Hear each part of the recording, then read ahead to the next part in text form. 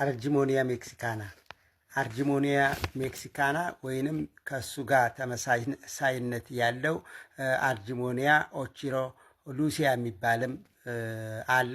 ሁለቱ እንግዲህ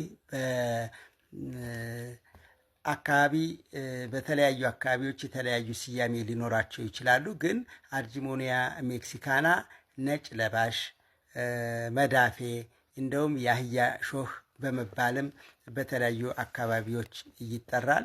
ይሄ አርጂሞኒያ ሜክሲካና በአገራችን የሚገኘው በአሜሪካ በመካከለኛውና በደቡብ አሜሪካ ቢሆንም በአገራችን በስፋት ይበቅላል። በተለይ በተጎዱ አካባቢዎች፣ በመንገድ ዳር እርጥበታቸው እና ለምነታቸው ባነሱ የአፈር አይነቶች፣ በጠጠራማ ቦታዎች፣ በተለይም እንደዚሁ ለመንገድ ስራ በዋሉ አካባቢዎችና ጠጠሮች በተደፉባቸው አካባቢ በብዛት ይበቅላል። ይሄ እንግዲህ ነጭ ለባሽ የምንለው በሀገራችን እንደ ወራሪ አረምም ነው የሚታየው።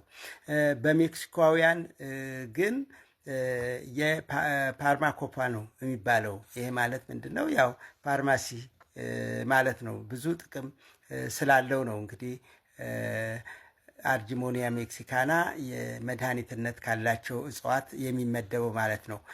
ቅጠሉ፣ ግንዱ፣ ስሩ ለተለያዩ በሽታዎች ፈዋሽ የሆኑ በርካታ ኬሚካሎችን በውስጡ ይዟል።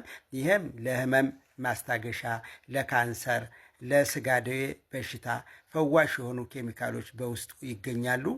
የቅጠሉ ጭማቂም የቆሽት የጉበትና የሳል በሽታዎችን እንዲሁም የሳምባ ጡንቻዎችን ለማጠንከር፣ ለሳልና ለብግነት ህመም፣ ሙቀትንም ለመቀነስ፣ ለቁስል፣ ለሚያሳክኩ በሽታዎች፣ ለአይን ህመም ሳይቀር ፈዋሽ የሆኑ ኬሚካሎች ወይም ውህዶች በውስጡ ይገኛሉ ማለት ነው። የሳምባ ጡንቻንም ያጠነክራል። እንግዲህ ዘይቱ ደግሞ ለነዳጅ ከመዋሉ ባሻገር እንደዚሁ ደግሞ ምስጥን ለመከላከል እና ለመድኃኒትነት ለመቀመምም ይውላል።